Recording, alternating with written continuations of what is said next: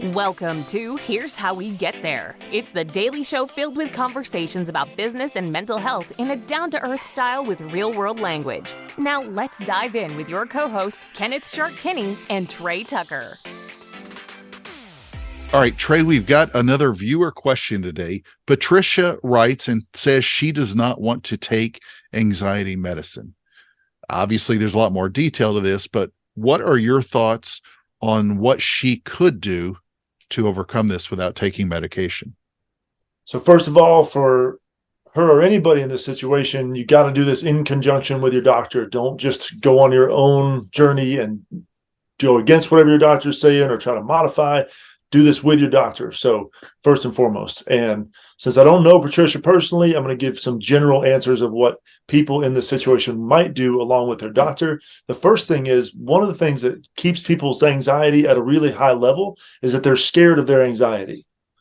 And I don't blame people, because it used to scare me when I would feel these sensations, because they're really uncomfortable and they pretty much take all your attention away from whatever you're trying to do.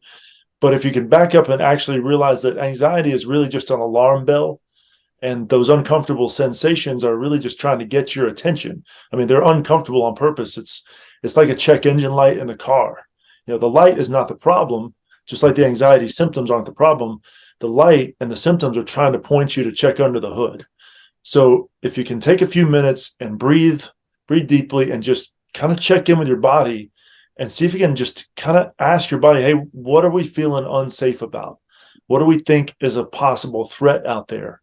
And a lot of times the anxiety, it's probably not just going to go away like that, but just the sheer fact that you're tuning into your body like that and doing some breathing and actually checking to see, what do we need? What are we afraid of outside, or maybe even in our own thoughts? A lot of times the anxiety starts to ease up, because it realizes, oh, you're listening. You're not just trying to shut us out. And if you do that enough over the course of a few days and a few weeks, then the anxiety, you'll notice, kind of comes down a little bit, maybe without the meds at all. Now, there's plenty of other things to do, exercise and eating and sleeping, like we all know. But the biggest thing, don't be afraid of the anxiety.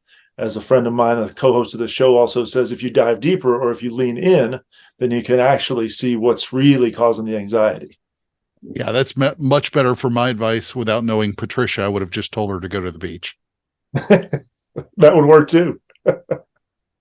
Thank you for joining Shark and Trey on the Here's How We Get There show. Make sure to rate, review, and subscribe to the show, and visit here'showwegetthere.com. That's here'showwegetthere.com.